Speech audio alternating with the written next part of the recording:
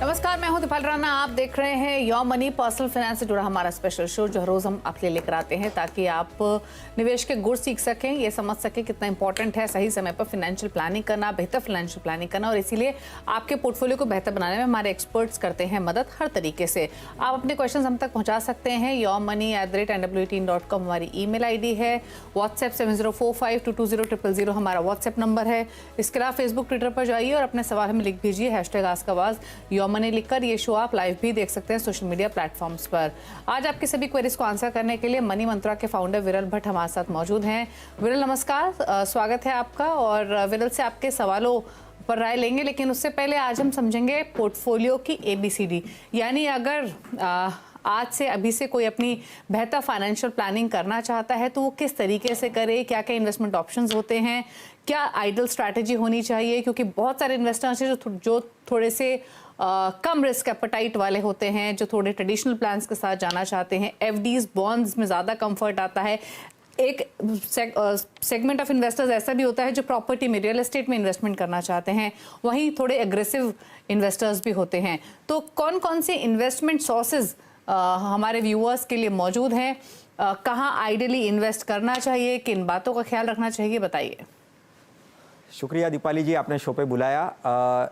यानी ये पोर्टफोलियो की जब बात करते हैं ना दीपाली जी, तो जनरली जो जिन्होंने निवेश शुरू नहीं किया होता है या जो करने वाले हैं, हमेशा यानी पोर्टफोलियो ये एक अपने फ़ोटोज़ से रिलेटेड हुआ करता था कि मेरा फ़ोटोज़ का एक पोर्टफोलियो मुझे बनाना है। मेरे जो मैं जो फ़ोटोज़ क्लिक करता हूँ उसका एक पूरा एक पोर्टफोलियो होना चाहिए।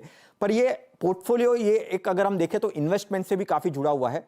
बेसिकली अगर हम देखें तो पोर्टफोलियो यानी क्या कि जो हम अलग अलग फाइनेंशियल इंस्ट्रूमेंट्स जो होते हैं, डिफरेंट फाइनेंशियल इंस्ट्रूमेंट होते हैं, उसमें जो निवेश करते हैं उसका एक ही जगह पे उसको लाना, एक ही जगह पे उसको दिखाना या एक ही जगह पे उसको किसी को एक्सप्लेन करने के वक्त बताते हैं हम, उसको हम कह सकते हैं कि ये मेरा इन्वेस्टमेंट पोर्टफोलियो है।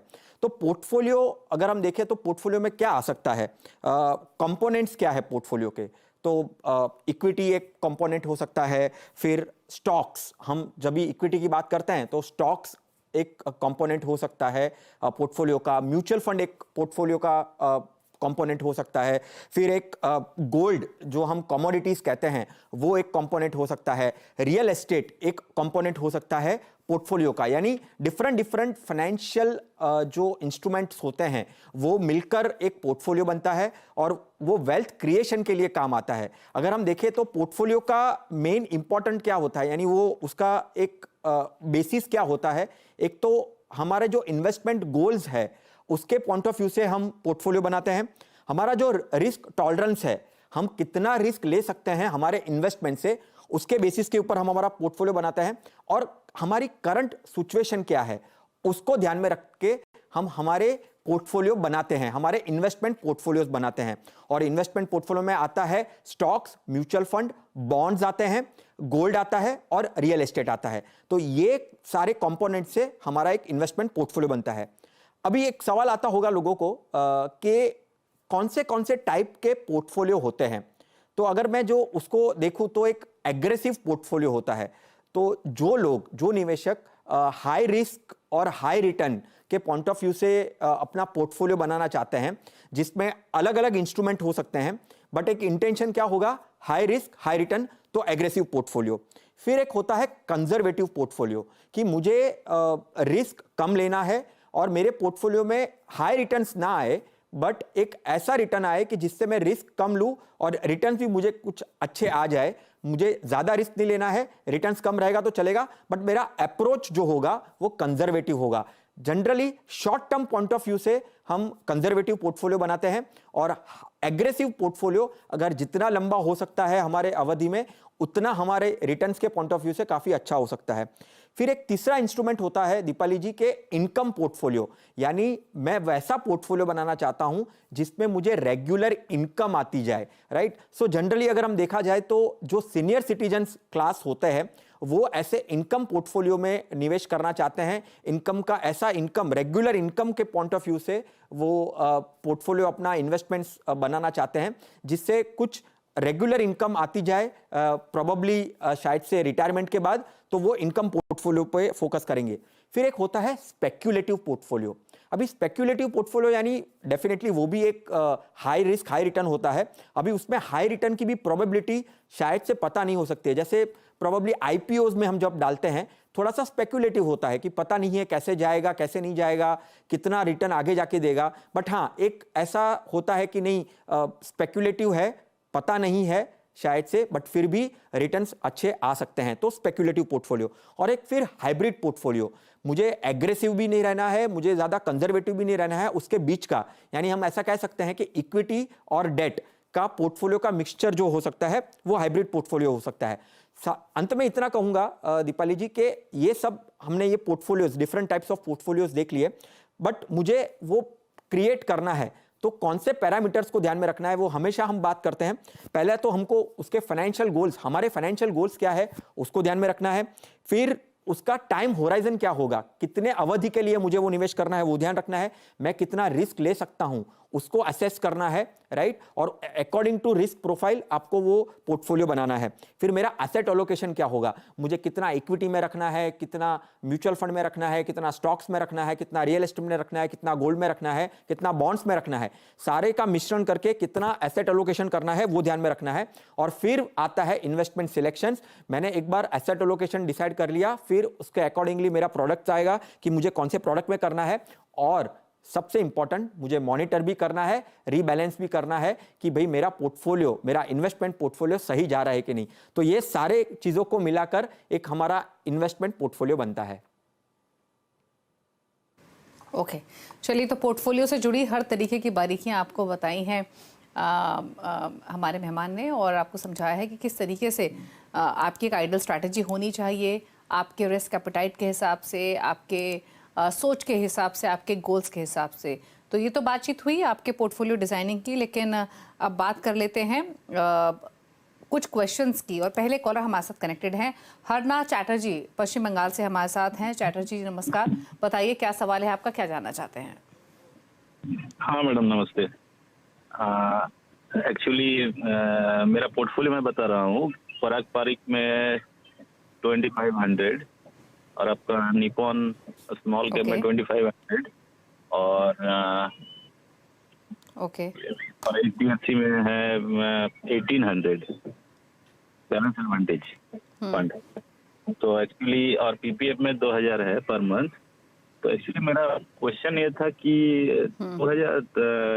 2040 तक मेरा पोर्टफोलियो वैल्यू कितना होगा। ये मेरा जो पोर्टफोलियो है 2040 तक पोर्टफोलियो वैल्यू कितना होगा? हाँ हाँ हाँ। ओके,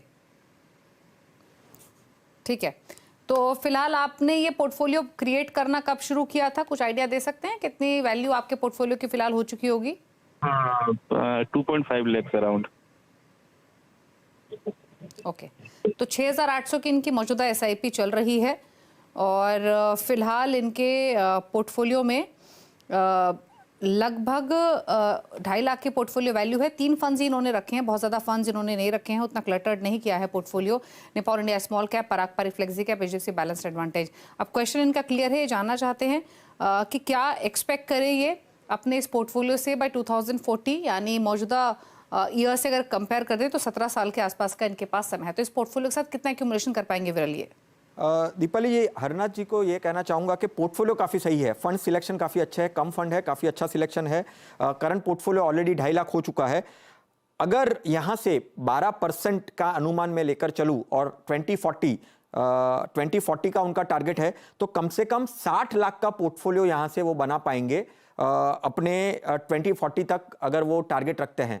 तो ऑलमोस्ट मुझे लगता है कि वो 16-17 साल में कम से कम वो 60 लाख के आसपास का पोर्टफोलियो अपने 6800 की एसआईपी से बना पाएंगे। ओके, तो चलिए, स्ट्रैटेजी आपके लिए क्लियर है।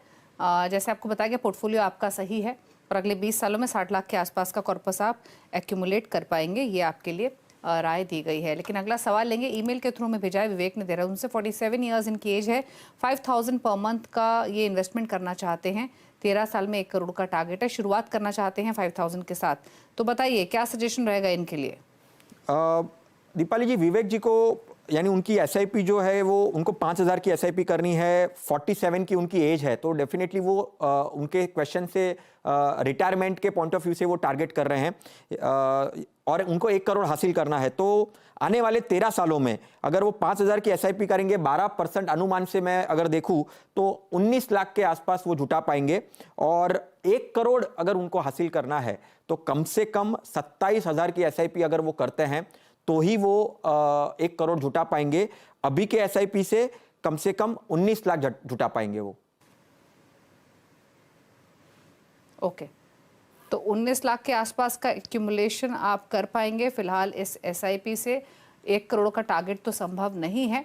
आपको अपने गोल को हासिल करने के लिए ज़्यादा इन्वेस्टमेंट्स करनी पड़ेंगी, लगभग 27,000 के आसपास की एसआईपी करनी पड़ेंगी। बाकी इनका पोर्टफोलियो सही है विरल, जो ये जिस फंड्स का शुरुआत करना चाहते हैं, आप इन्हें कौन सा फंड रेकमेंड करेंगे? और साथ ही अगर ये आपकी सलाह के अनुसार 27,000 के आसपास की एसआईपी करते हैं तो कितना इन्वेस्टमेंट, किन फंड्स में इनको एलोकेशन करना पड़ेगा उस राशि का? देखिए, हमेशा जब हम पोर्टफोलियो, हमने शुरू में पोर्टफोलियो की बात की, तो पोर्टफोलियो अगर म्यूचुअल फंड के पॉइंट ऑफ व्यू से बनाना है तो 3 से 4 फंड रखिए। आप एक फ्लेक्सी कैप कर सकते हैं, पराग परिक का फ्लेक्सी कैप रख सकते हैं, एचडीएफसी का फोकस्ड फंड रख सकते हैं, एक large and mid cap Tata का लार्ज एंड मिड कैप रख सकते हैं, राइट, और एक सेक्टोरियल फंड भी रख सकते हैं, या अगर सेक्टोरियल नहीं रखना है तो एक बैलेंस फंड, थोड़ा सा एक हाइब्रिड अप्रोच रखना है तो एक एचडीएफसी का या आईसीआईसीआई का एक बैलेंस फंड भी अपने पोर्टफोलियो में रख सकते हैं। 4 फंड से उनका काम हो जाएगा जो उनको अचीव करना है। बट हाँ, एसआईपी उनको करनी पड़ेगी इंक्रीज, कम से कम 22,000 की एसआईपी अगर वो इंक्रीज करेंगे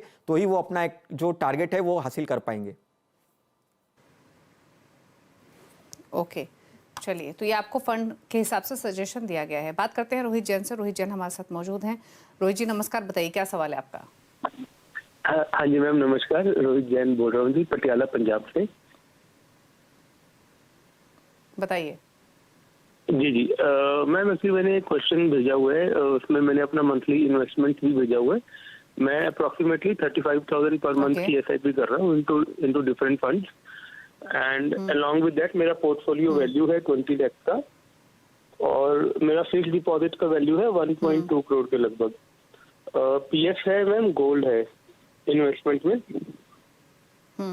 तो मैम मेरे गोल्स भी मैंने भेजे थे उसमें कि ईयर जैसे, हाँ जी, 2028 से पर ईयर मेरे को 10 लाख रुपीज चाहिए होंगे for education of the child, और 2034 में 50 लाख चाहिए होगा फॉर सम मैरिज पर्पज और some other education purpose, and then 2040 से what I was planning my retirement 1 lakh per month for post retirement life. तो इसके बारे में एडवाइस चाहिए था मैम। ठीक है, तो बेसिकली आपके 2-3 गोल्स हैं, उन गोल्स के हिसाब से आप विजन लेकर चल रहे हैं। 35,000 की फिलहाल एसआईपी है, 20 लाख के आसपास की इनकी पोर्टफोलियो की वैल्यू है, और जैसे इन्होंने बताया इनको सिस्टमैटिक विड्रॉल प्लान के थ्रू पैसे चाहिए होंगे। इन्होंने ईयर्स भी मेंशन किए हैं जो डिटेल्ड मेल इनके पास है, फिर चाहे वो रिटायरमेंट की प्लानिंग हो या बाकी गोल्स को पूरा करना हो। एफडी, पीएफ, गोल्ड में भी इन्होंने इन्वेस्टमेंट की हुई है क्लोजर टू 2 करोड़। पोर्टफोलियो अगर आप इनका देखेंगे तो इनके पास पोर्टफोलियो में मेरे एसेट इमर्जिंग ब्लू चिप है 10,000 रुपये महीना, निपॉन इंडिया स्मॉल कैप है 7,000 रुपये महीना, पराग पारिक फ्लेक्सी कैप और बाकी फंड्स भी इनके पास शामिल हैं, ICC prudential large and mid cap, ICC prudential blue chip और एसबीआई स्मॉल कैप। तो ट्रेडिशनल प्लस अग्रेसिव मिक्स इनका पोर्टफोलियो का क्या सजेशन इनके लिए, इनके वेरियस गोल्स को ध्यान में रखते हुए विरल? काफ़ी डिटेल्ड अच्छी तरीके से उन्होंने क्वेश्चंस रखा है यहाँ पे, और उसको आंसर भी मैं स्टेप बाय स्टेप देता हूँ।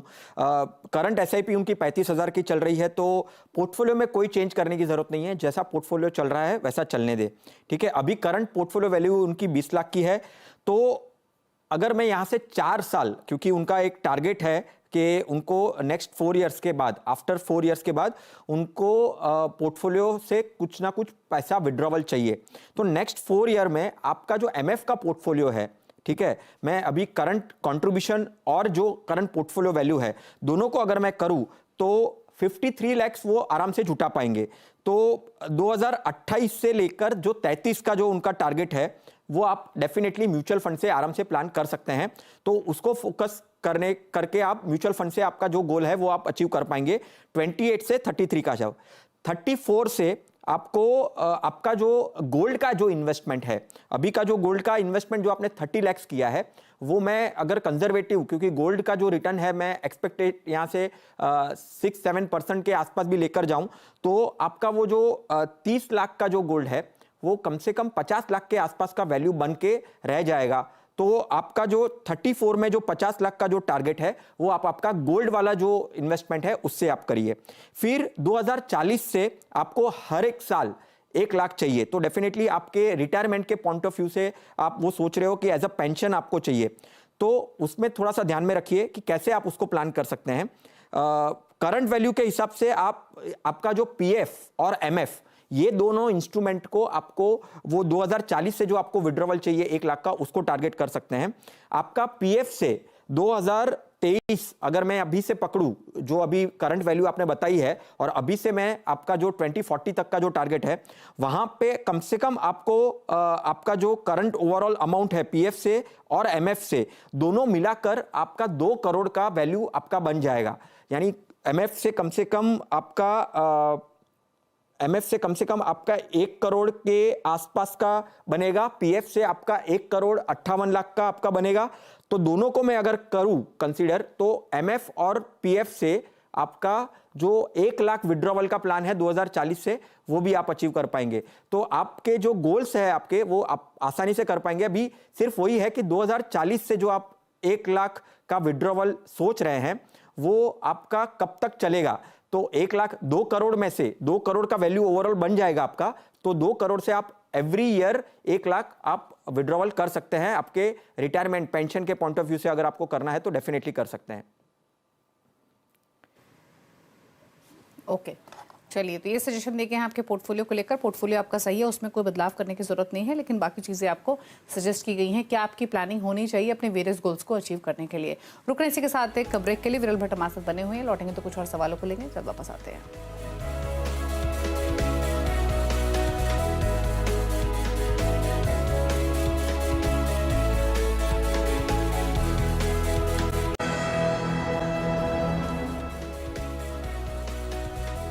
आप देख रहे हैं यो मनी, विरल भट्ट हमारे साथ बने हुए हैं क्वेरीज को आंसर करने के लिए। सवाल लेते हैं एक और सवाल हमें भेजा है भीम पवार ने रतलाम मध्य प्रदेश से, और ईमेल के थ्रू सवाल भेजा है। 36,000 की एसआईपी चल रही है, फिलहाल पोर्टफोलियो की वैल्यू हो चुकी है 27 लाख, 20 ईयर्स में 5 करोड़ का टारगेट है, और एसटीपी के जरिए मंथली ये 1500 का और एडिशनल इन्वेस्टमेंट कर रहे हैं। फिलहाल इनके पास है ICICI prudential small cap, ICICI prudential blue chip fund है, एचडीएफसी बैलेंस एडवांटेज है, और एचडीएफसी फ्लेक्सी कैप इनके पास है, और साथ ही एसबीआई कॉन्ट्रा है। जानना चाहते हैं पोर्टफोलियो कैसा है। 27 लाख की पोर्टफोलियो वैल्यू के साथ 20 ईयर्स में 5 करोड़ का टारगेट कितना लाइकली है, बताइए विरल। देखिए दीपाली जी, यानी पहले तो जब पोर्टफोलियो दिखता है, हम पोर्टफोलियो की चर्चा भी शुरू में की कि पोर्टफोलियो जब दिखता है तो हमेशा एक सजेशन ऐसा रहता है कि आप अलग अलग म्यूचुअल फंड कंपनियां के म्यूचुअल फंड आपके पोर्टफोलियो में रखिए। एक ही म्यूचुअल फंड एएमसी का 2 या 3 फंड पोर्टफोलियो में रखना ना, वो अच्छा नहीं होता है। तो अलग अलग फंड्स रखिए, अलग अलग कैटेगरी के फंड्स रखिए, और अलग अलग एएमसीज के फंड रखिए। तो इस 2 तरीके से आप आपका म्यूचुअल फंड का पोर्टफोलियो बनाइए, ठीक है। तो और ओवरऑल जो 5 से 6 स्कीम होनी चाहिए पोर्टफोलियो में, तो वो डिफरेंट एएमसीज के और डिफरेंट कैटेगरी के होने चाहिए। आपका गोल है 5 करोड़ 20 सालों में, तो करंट वैल्यू आपकी जो है 27 लाख आपने जो बताई है, अगले 20 सालों में अगर मैं अगर कैलकुलेट करता हूं 12% अनुमान से भी, तो आपका जो टारगेट है, आपका जो गोल है, वो आप आसानी से हासिल कर पाएंगे। इनफैक्ट आप 5 करोड़ 90 लाख जितना आप बना पाएंगे आप अगले 20 सालों में, आपके ओवरऑल अभी के करंट वैल्यू से और आप जो एसआईपी कंटिन्यू कर रहे हो उससे। ओके, तो जैसे आपने कहा कि एक ही एएमसी में निवेश से बचना चाहिए, तो फिर क्या इनको थोड़े बदलाव करने चाहिए अपने पोर्टफोलियो में, या एग्जिस्टिंग फंड्स के साथ ही कंटिन्यू करें? देखिए, डेफिनेटली बदलाव करना चाहिए। हालांकि उनके कैटेगरीज अलग अलग है, स्मॉल कैप है और एक ब्लू चिप है आईसीआईसीआई का, तो दोनों वैसे अलग होता है, बट कॉन्सेंट्रेशन रिस्क यानी ओवरलैपिंग ऑफ स्टॉक्स, वो सब चीज हो सकता है। तो आईसीआईसीआई का स्मॉल कैप ना लेकर निप्पॉन का स्मॉल कैप ऐड कर सकते हैं।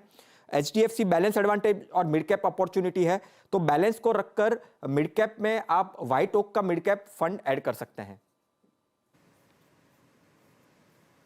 ओके। तो कैटेगरीज में तो ठीक है, आपका डाइवर्सिफिकेशन है, लेकिन सलाह ये है कि फंड हाउसेस में भी डाइवर्सिफिकेशन ज़रूर रखें और उसी के हिसाब से आपको चेंजेस सजेस्ट किए गए हैं।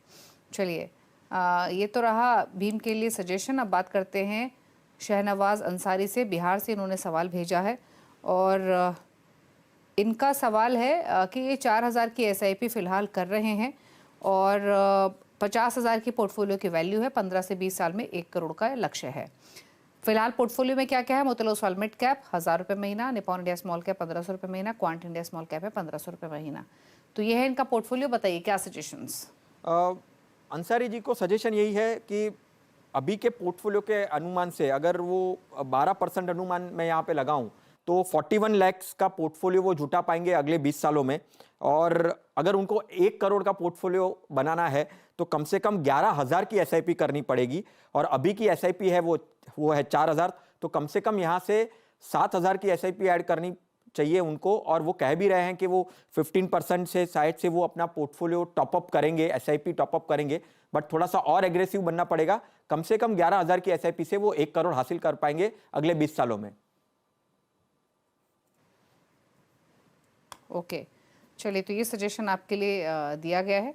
और फिलहाल आपकी जो SIP चल रही है 12% की दर से भी अगर आपका रिटर्न कैलकुलेट करें तो आप लगभग 41 लाख के आसपास का कॉर्पस एक्यूमुलेट कर सकेंगे। 11,000 की आपको SIP लगेगी अपने गोल को हासिल करने के लिए। अच्छा, फिर एक चीज़ और बताइए विरल, फिर इनको अगर ये एलोकेशन बढ़ाते भी हैं, 4,000 से बढ़ाकर 11,000 करते हैं, तो इन्हीं फंड्स में एलोकेशन बढ़ा दें?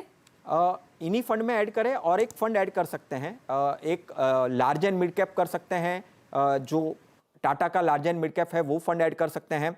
HDFC का फोकस फंड है, वो 2 फंड भी ऐड कर सकते हैं, क्योंकि फंड अभी 3 ही फंड है, तो ओवरऑल 5-6 स्कीम का भी पोर्टफोलियो रखते हैं और 11,000 की SIP भी करते हैं, तो उसको 11,000 को वो टोटल डिवाइड कर सकते हैं 5-6 स्कीम के अंदर। ओके, चलिए, तो ये रहा सजेशन। अब बात कर लेते हैं विरल के टॉप 4 फंड्स की। तो विरल, बताइए कौन से फंड्स आपने सेलेक्ट किए हैं? पहले तो जो 3 कैटेगरी, यानी एक focused category point of view से HDFC फोकस्ड फंड है, कम स्टॉक्स, काफ़ी अच्छा पोर्टफोलियो है। यहाँ से 5 साल के और 7 साल के व्यू के पॉइंट ऑफ व्यू से HDFC फोकस देख सकते हैं।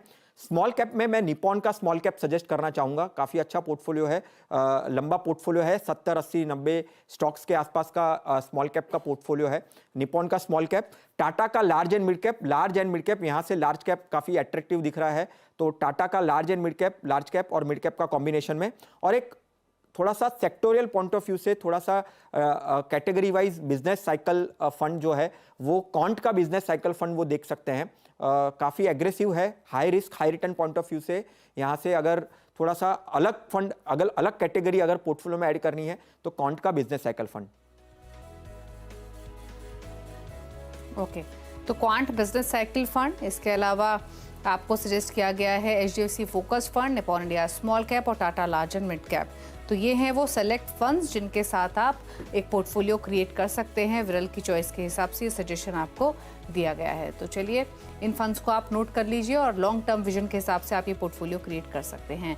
शुक्रिया विरल शो में आने के लिए, सभी क्वेरीज को आंसर करने के लिए थैंक यू सो मच। इसी के साथ युवा बनी में एक ब्रेक का वक्त हो गया है। ब्रेक के उस पार भी खबरें जारी है CNBC आवाज़ पर। नमस्कार।